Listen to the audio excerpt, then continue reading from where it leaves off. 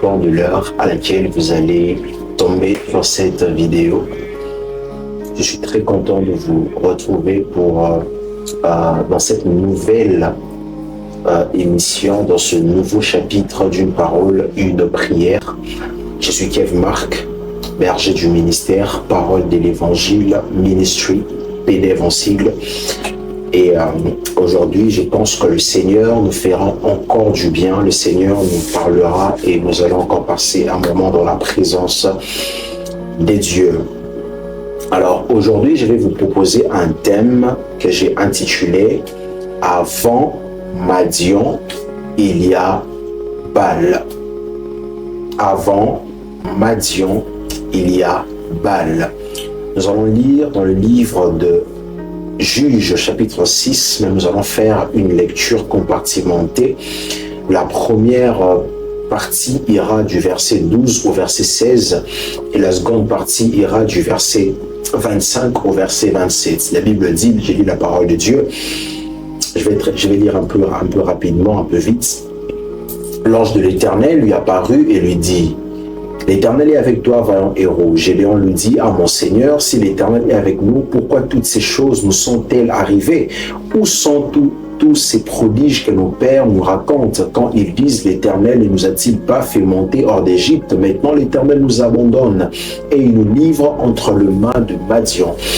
L'Éternel s'est tourna vers lui et dit: va avec cette force que tu as et délivre Israël de la main de Madian. N'est-ce pas moi qui t'envoie? Gédéon lui dit: ah mon Seigneur, avec quoi délivrerai-je Israël? Voici ma famille est la plus pauvre en Manassé et je suis le plus petit dans la maison de mon père. L'Éternel lui dit: mais je serai avec toi et tu battras Madian comme un seul homme.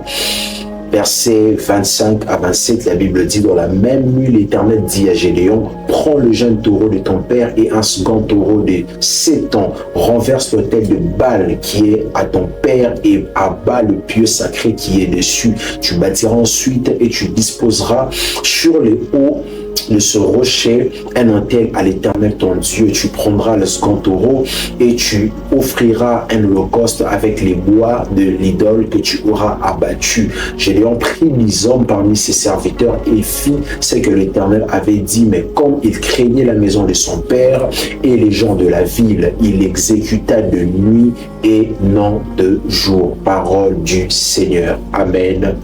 Amen. Pour nous placer rapidement dans le contexte, il y eut un temps en Israël où il n'y avait pas de roi. Il n'y avait pas de roi en Israël. Dieu était le seul roi d'Israël. Dieu était le seul qui conduisait le peuple. Il n'y avait pas un leader politique qui conduisait le peuple. Et c'est là que le peuple, la Bible dit, qu'il s'est permetté de faire n'importe quoi et n'importe comment, car il n'y avait personne pour leur donner des ordres. La Bible le dit clairement dans Juge chapitre 17, verset 6. En ce temps-là, il n'y avait point de roi en Israël. Chacun faisait ce qui lui semblait bon. Chacun faisait ce qui lui semblait bon. En ce temps-là, il n'y avait pas de roi. En ce temps-là, il n'y avait pas de leader. En ce temps-là, il n'y avait pas de leader politique et chacun faisait ce qu'il voulait. Et comme il n'y avait personne pour leur donner des ordres, il se permettait donc de se pervertir jusqu'à adorer d'autres dieux. Il se permettait donc de faire n'importe quoi parce que il n'y avait personne pour le canaliser. Du moins, il n'y avait pas un leader physique. Il n'y avait pas un leader qu'il pouvait voir, de qui il pouvait recevoir directement des ordres. Faites ceci, ne faites pas ceci, faites ça, ne faites pas ça. Il n'y avait pas encore cela. Et la Bible dit dans Juge chapitre 2, le verset 12 au verset 13, ils abandonnèrent l'Éternel, le Dieu de leur père, qui les avait fait sortir du pays d'Égypte, et ils allèrent auprès d'autres dieux, d'entre le Dieu du peuple qui les entourait. Ils se prosternèrent devant eux et ils irritèrent l'Éternel. Verset 13, ils abandonnèrent l'Éternel et ils servirent Baal et les Astartés. Baal et les Astartés. Baal et les Astartés. Lorsque, si j'aimerais ouvrir une parenthèse pour dire à quelqu'un, lorsque vous menez votre vie, notamment la vie chrétienne, sans un leader au devant de vous, vous êtes donc en danger. lorsque vous êtes un croyant, vous êtes un enfant de Dieu, vous n'avez pas quelqu'un qui vous lead, qui vous dirige, qui vous encadre, qui vous oriente, qui veille sur vous, vous êtes en danger. Vous êtes vraiment, vraiment en danger parce que Dieu établit toujours de leader sur nous, établit toujours quelqu'un pour nous conduire. Au-delà de Dieu qui est dans le ciel, il faut qu'il y ait aussi des hommes sur la terre qui vous canalisent, qui vous coachent, qui vous orientent et qui vous guident. Et lorsque vous êtes quelqu'un qui n'a pas un leader, qui n'a pas un homme auprès de qui vous recevez des instructions, vous recevez de paroles, des directives, vous êtes donc en danger. Il y a probabilité qu'un jour vous puissiez vous perdre. Mais ça, c'était juste une parenthèse. Je rentre rapidement dans mon message. Et lorsque le peuple allait auprès de notre Dieu, la Bible déclare que ça irritait le Seigneur, de sorte que le Seigneur, pour le remettre sur la bonne voie, le Seigneur était obligé de le frapper en suscitant les adversaires qui les dominaient, qui le maltraitaient, qui les faisaient la guerre. Ensuite, le peuple criait à l'Éternel et revenait à l'Éternel. Dans Juge, chapitre 6, le verset 6, la Bible dit, Israël fut très malheureux à cause de Madian et les enfants d'Israël crièrent à l'Éternel. J'aimerais dire à quelqu'un, parfois Dieu permet certaines épreuves, parfois Dieu permet certains combats afin de nous rapprocher plus davantage de lui. C'est lorsque le peuple s'est détourné de Dieu, Dieu utilisait les épreuves afin de le ramener à lui. J'aimerais dire à quelqu'un, comme le fils prodigue, parfois Dieu permet qu'il y ait la famine, la crise, là où tu es allé, afin que tu aies le réflexe de retourner vers le Père. Et Dieu dans sa méthodologie, Dieu dans sa pédagogie, parfois pour nous ramener, Dieu suscite parfois les épreuves autour de nous. Certaines épreuves ne sont pas seulement l'œuvre du diable, certaines épreuves ne sont pas seulement le fruit de la méchanceté du diable ou encore la main du diable qui nous châtie, qui nous fait du mal, mais parfois c'est Dieu qui est derrière ça afin d'attirer notre attention, afin de nous ramener sur le droit chemin. Et lorsque le peuple s'est pervertissé, Dieu utilisait les épreuves, Dieu utilisait les combats, Dieu suscitait des adversaires pour faire la guerre à Israël, et c'est là que Israël prenait conscience de revenir à Dieu. Entrons un peu dans notre message, dans le cœur de notre message. Et lorsque Dieu suscitait l'Israël, suscitait des adversaires contre Israël, ce peuple faisait la guerre à Israël. Et Israël criait à l'Éternel. Mais ce que j'aime, c'est que lorsqu'il crie à l'Éternel, Dieu ne suscite pas que les adversaires, il suscite aussi des hommes pour le délivrer d'entre les mains des adversaires. Et les hommes que Dieu était en train de susciter en ce temps-là, c'était des hommes qu'on appelait des juges. Dans l'un des messages qu'on a prêché dans la fois passée, on a parlé de Samson qui était juge. Mais aujourd'hui, j'aimerais pas nous parler de Samson, mais j'aimerais nous parler un peu d'un autre juge appelé Gédéon. Au temps de Gédéon, Dieu avait suscité le Madianite afin de faire la guerre à Israël. Et Dieu avait aussi, lorsqu'ils ont crié à l'Éternel, Dieu a aussi suscité Gédéon afin d'être le libérateur, afin d'être le canal par lequel il va passer pour le délivrer de la main de Madianite. Et la Bible dit ceci. Dans Juge chapitre 1er, C6, le verset 1er au verset 2, les enfants d'Israël firent ce qui déplaît à l'Éternel, et l'Éternel les livra entre les mains des Madians pendant 7 ans.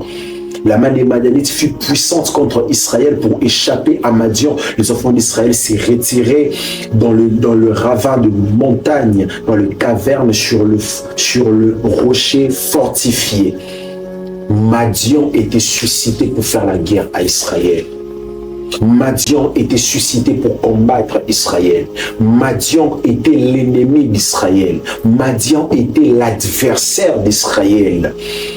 Chers bien-aimés, Madian combattait Israël. Madian c'est l'adversaire qui nous combat. Madian, c'est l'ennemi qui veut nous dominer. Madian, c'est l'ennemi qui veut nous garder dans l'esclavage. Et comme pour les enfants d'Israël, nous également, enfants de Dieu, nous avons aussi un ennemi. Nous avons aussi un adversaire commun, c'est le diable. Il cherche constamment à nous faire tomber. Il cherche constamment à nous déstabiliser. Il cherche constamment à nous maintenir dans l'esclavage. Écoutez ce que la Bible déclare dans 1 Pierre chapitre 5, le verset 8. Veillez, il dit, soyez sobres, veillez. Votre adversaire, le diable, rôde comme un lion, rugissant, cherchant qui il dévorera. Votre adversaire, notre adversaire, le diable. Le diable est notre adversaire. Le diable veut nous dévorer. Le diable veut nous détruire. Le diable veut mettre fin à notre vie. Le diable veut détruire nos carrières. Le diable veut détruire notre tranquillité. Le diable veut détruire notre communion avec Dieu. Le diable est constamment en train de nous guetter, en train de chercher de voies et moyens pour nous atteindre, pour nous vaincre, pour nous faire du mal. Un peu comme Madian. Si pour les Israélites, Madian était leur adversaire, pour nous qui sommes enfants de Dieu, notre adversaire, c'est le diable. Et Dieu envoie Gédéon pour combattre Madian.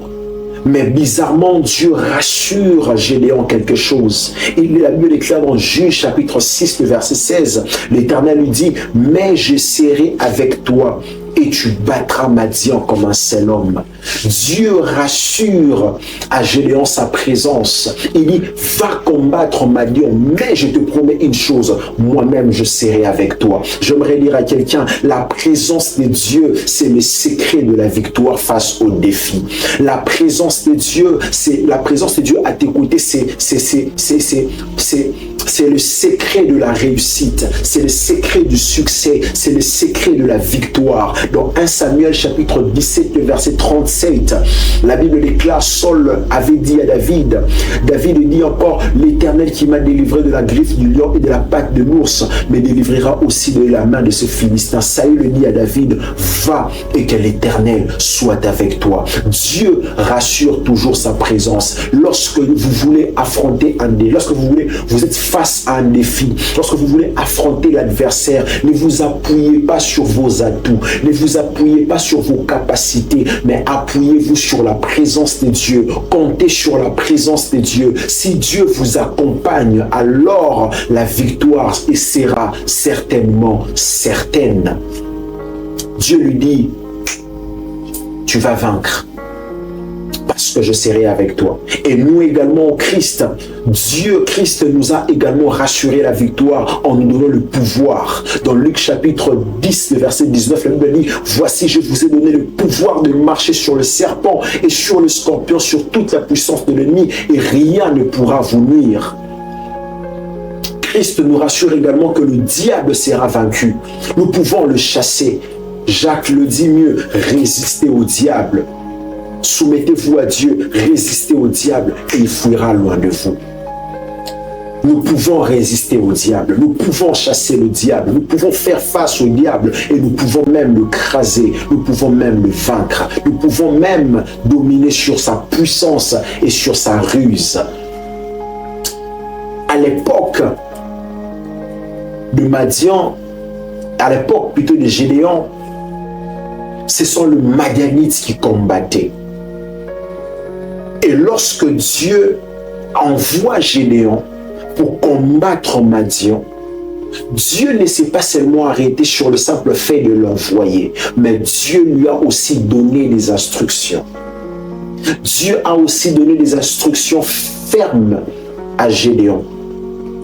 Lorsqu'il dit à Gédéon, va combattre Madian, je serai avec toi, tu vas remporter. Gédéon pouvait dire, oui, j'ai l'assurance que Dieu marche avec moi. Je suis rassuré à 200% que Dieu marche avec moi. Ce qui n'est pas du tout mal. Mais Dieu ne s'est pas arrêté là. Dieu n'a pas seulement rassuré la victoire. Dieu n'a pas seulement promis la victoire. Dieu n'a pas seulement promis l'accompagnement. Mais Dieu a aussi et surtout donné des instructions fermes qu'il fallait respecter.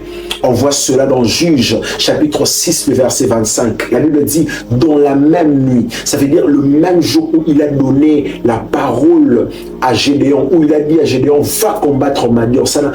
Il n'a pas attendu 2 jours ou 3 jours. Le même jour, la Bible dit, dans la même nuit, l'Éternel dit à Gédéon, prends le jeune taureau de ton père et un second taureau de 7 ans. Il dit, renverse l'autel de Baal qui est à ton père et bats le pieu sacré qui est dessus. Dieu envoie Gédéon pour aller combattre Madian. Mais avant d'aller combattre Madian le jour, Dieu revient la nuit et lui donne une instruction. Et lui dit, avant d'aller combattre Madian, il y a quelque chose que tu dois faire. Il y a une mission que tu dois accomplir. Avant d'aller combattre l'adversaire externe, il y a un adversaire interne que tu dois vaincre. Avant de combattre l'adversaire externe, il y a un ennemi interne que tu dois combattre. Il dit, va renverser l'autel de Baal. Va renverser l'autel de Baal qui est dans la maison de ton père. À savoir que le Madianite, à cette époque-là, croyait en plusieurs divinités, en plusieurs dieux. Mais parmi les dieux que le Madianite croyait, parmi les dieux de Madianite, il y avait aussi Baal. Baal faisait partie des dieux de Madianite. Et Dieu dit à Gédéon, avant d'aller combattre Madian, il faut que tu renverses l'autel de leur Dieu qui est dans la maison de ton père. Tu ne peux pas aller combattre Madian à l'extérieur aussi longtemps que tu as son Dieu à l'intérieur. Tu ne peux pas vaincre l'ennemi à l'extérieur. Il faut d'abord détruire l'ennemi intérieur. Avant de combattre le Madianite autour de toi, assure de renverser aussi les autels de Baal en toi.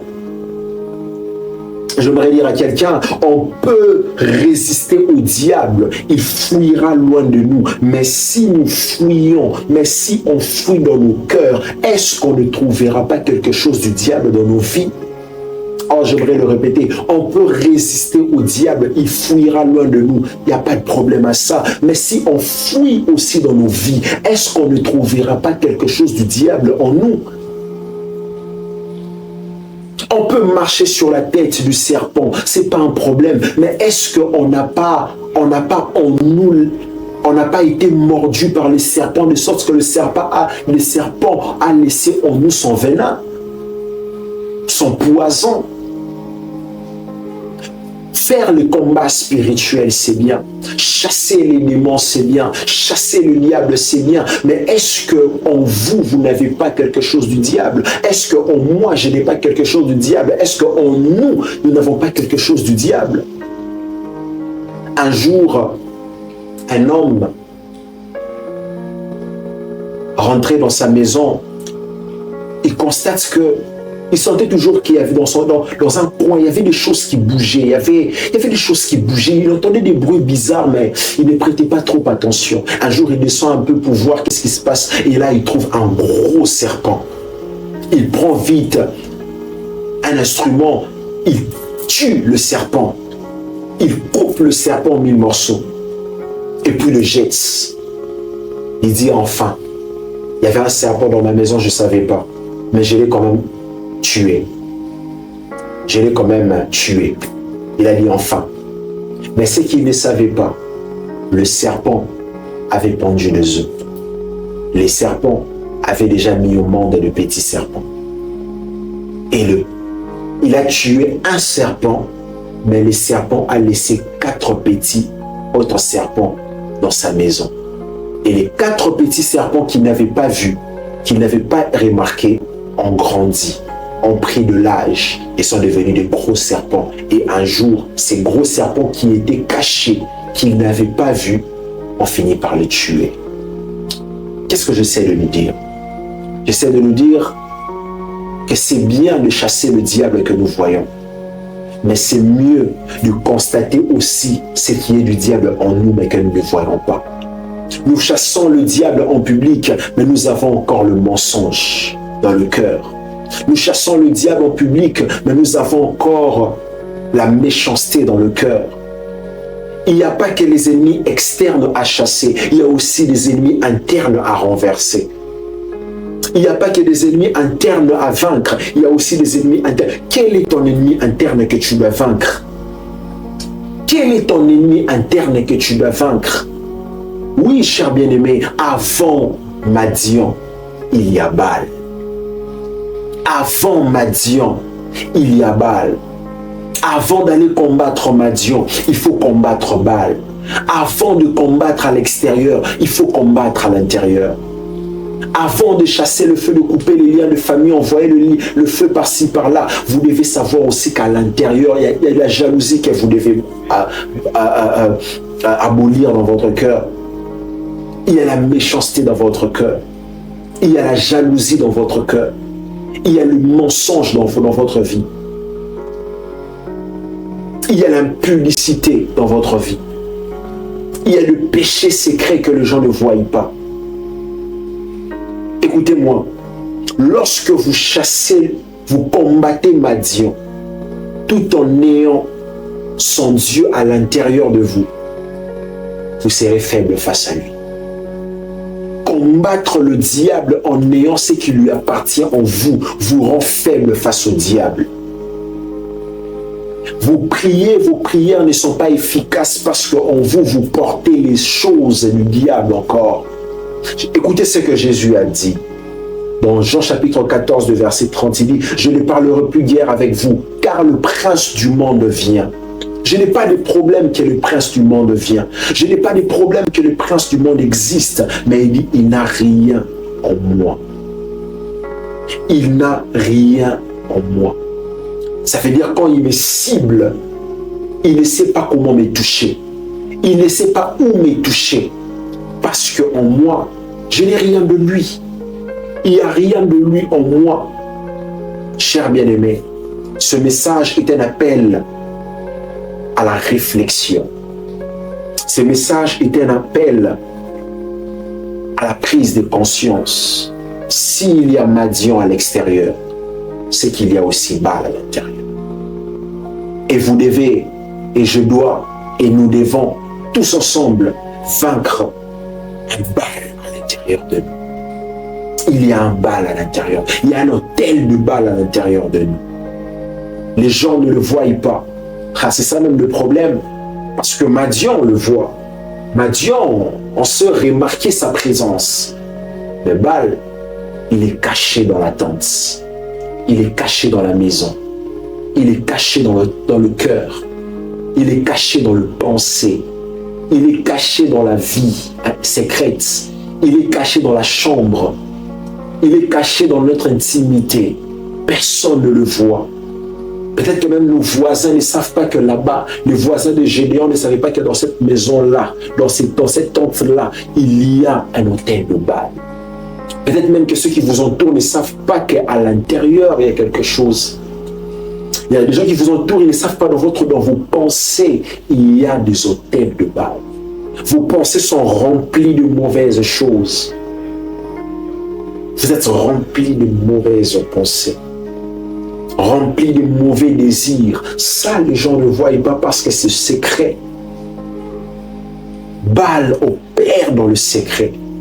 Écoutez-moi, lorsque le diable se retire de vous, lorsque le diable vous avez comme l'impression que le diable ne vous combat plus, sachez-le très bien qu'il a déjà laissé quelque chose de lui en vous. Toute la vie de Samson, Samson a été combattu par les Philistins. Les Philistins lui ont fait la guerre. Mais il y a eu un temps où Samson a remarqué que les Philistins ne venaient plus. Il y a eu un temps où les Philistins ne le combattaient plus. Il y a eu un temps où les Philistins ne lui faisaient plus la guerre. Samson pouvait dire « Finalement, c'est fini. La bataille s'est arrêtée. J'ai vaincu le Philistin. » Mais ce qu'ils ne savaient pas, c'est que quand le Philistin se retire de toi, c'est qu'ils ont laissé auprès de toi Delilah. Quand le Philistin se retire, c'est qu'ils ont laissé auprès de toi leur agent. leur espion, sans que tu te rendes compte, c'est lui maintenant qui va te faire tomber. C'est lui maintenant qui va précipiter ta mort. C'est lui maintenant qui va occasionner ta chute. C'est lui maintenant qui va te livrer entre les mains de tes ennemis. Lorsque le serpent ne te poursuit plus, c'est qu'il t'a déjà mordu. C'est qu'il a déjà déposé son venin en toi. Lorsque le diable ne te presse plus, ne te combat plus, c'est qu'il a laissé quelque chose de lui en toi. Et tout ce que le diable laisse en toi finit toujours par te détruire. Parce qu'aucune sémence du diable ne peut construire. La sémence du diable ne peut que détruire. J'aimerais dire à Gédéon, il y a Madian, il y a aussi Baal. Il y a Madian à combattre, il y a aussi Baal à renverser. Il y a les combats spirituels à mener. Il y a aussi le péché à renoncer. Il y a des liens familiaux à couper. Mais il y a aussi le péché à renoncer. Il y a de jeûnes de prière à faire. Mais il y a aussi la chair qu'on doit renoncer. Car si nous combattons Madian, tout en ayant en nous ce qui lui appartient. Si nous combattons les diables, tout en ayant en nous ce qui lui appartient, nous serons faibles, nous serons fragilisés et nous ne pourrons pas le vaincre. Voilà pourquoi Dieu ne veut pas seulement qu'on combatte à l'extérieur. Voilà pourquoi Dieu n'a pas seulement voulu que Gédéon puisse combattre Madian, mais Dieu a surtout martelé sur Baal qui est à l'intérieur, qui devait être renversé. Que le Baal soit renversé. Aujourd'hui, prenez conscience, réfléchissez, analysez, étudiez, posez-vous la question, quel est le Baal que je dois renverser? Peut-être que c'est l'orgueil, peut-être que c'est la masturbation, peut-être que c'est l'attachement à la pornographie. Peut-être que c'est l'impudicité. Peut-être que c'est la jalousie. Peut-être même que c'est la haine. Ou encore la méchanceté. C'est une vie d'avortement. C'est une vie de débauche. C'est un côté sombre que les gens ne voient pas. C'est ça votre Baal que vous devez renverser. Vous devez renverser. Que Dieu vous bénisse abondamment. Et j'aimerais que nous puissions prier. J'aimerais que nous puissions prier. J'aimerais que nous puissions dire à Dieu de renverser en nous tout ce qui n'est pas de lui. La Bible déclare, tout ce que mon Père n'a pas sémé sera déraciné. Seigneur, je suis en train de prier au nom de Jésus. Dans la vie de mon frère, dans la vie de ma sœur. Tout ce que toi, tu n'as pas sémé, tout ce que toi, tu n'as pas sémé, toute sémence qui n'est pas divine, toute sémence qui n'est pas divine, toute sémence qui n'est pas de toi, toute sémence qui n'est pas de Dieu, Seigneur, je prie que ta main, ô Dieu, le déracine et le retire dans la vie de mon frère, au nom de Jésus. Je prie au nom de Jésus, même dans le secret, là où personne ne le voit, là où personne ne le constate, là où personne ne le remarque, mais toi qui vois dans le secret et qui es dans le secret, je prie que, oh Dieu, tu renverses l'autel de Baal. Oui, Seigneur, nous avons des adversaires externes à combattre. Oui, Seigneur, nous avons un Madian à affronter. Oui, Seigneur, nous avons un Goliath à affronter. Mais dans la brousse, nous voulons vaincre l'ours et les lions qui nous combattent. Dans la brousse, là où personne ne voit, là où Saül ne voit pas, là où Jonathan ne voit pas, là où papa ne voit pas, là où mes frères ne voient pas. Je prie au nom de Jésus, Seigneur, que toi tu nous donnes la force de renverser les combats externes. Si c'est au niveau de pensée, je prie que nos pensées soient, oh Dieu, purifiées. Je prie que les mauvaises pensées, les forteresses, le mirail, oh Dieu, soit renversé. Tout système qui nous empêche d'évoluer, je prie dans le nom de Jésus, soit renversé dans le nom puissant de Jésus, car nous ne voulons pas être de ceux qui combattons le diable avec ses propres armes.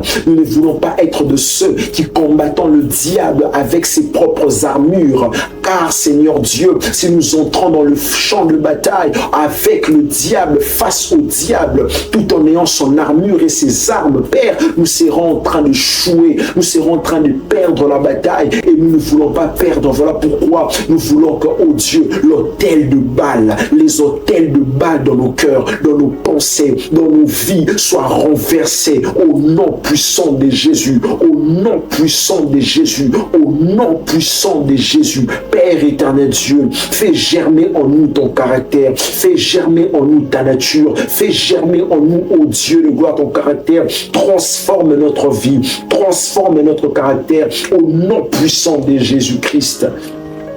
Change notre homme intérieur, transforme notre homme intérieur par la puissance de ta parole, par la puissance de ton esprit. Renouvelle-nous, Seigneur Dieu. Nous voulons être comme toi et nous voulons dire comme toi. Et le diable vient, le prince de ce monde vient, mais il n'a rien en moi. Il n'a rien dans la vie de mes frères. Il n'a rien dans la vie de mes sœurs. Il n'a rien en nous. Nos cœurs seront purs, nos âmes seront pures, nos mains seront pures. Oh Dieu, tout notre être doit être pur, doit être pur, oh Dieu, lorsque nous nous tenons devant de toi, afin que le diable n'ait rien à revendiquer, n'ait rien à réclamer, au nom puissant de Jésus-Christ. Merci Seigneur. Seigneur Dieu de gloire, et si en ces jours il y a encore des gens qui ignorent le Baal qu'ils doivent renverser, Saint-Esprit, toi qui enseignes toutes choses, enseigne et révèle à mes frères.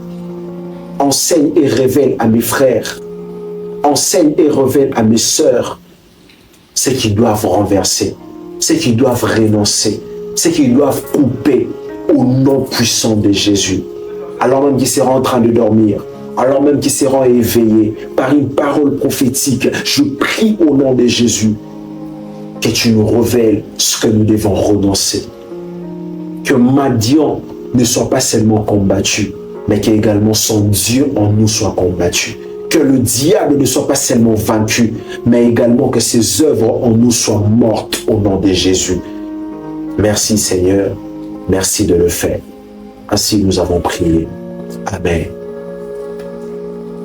Shalom peuple de Dieu, nous sommes donc arrivés à la fin de notre programme, de notre épisode d'une parole, d'une prière de ce jour. Je suis très content d'avoir passé ce moment avec vous et j'espère que Dieu vous bénit abondamment par ce programme. Surtout, n'oubliez pas de nous dire en commentaire si vous avez été béni par le message, par la prière, vous avez un témoignage particulier. Laissez-le nous dans le commentaire. Nous aurons un grand plaisir de vous lire. Mais surtout, laissez un like, partagez la vidéo, invitez un max de personnes à suivre également pour être bénis et surtout abonnez-vous massivement. Que Dieu vous bénisse abondamment. J'ai hâte de vous retrouver à une prochaine émission, à un prochain épisode afin d'être encore édifié, de prier et d'être encore béni par le Seigneur. Portez-vous bien chez vous et que le Seigneur vous bénisse abondamment. Shalom.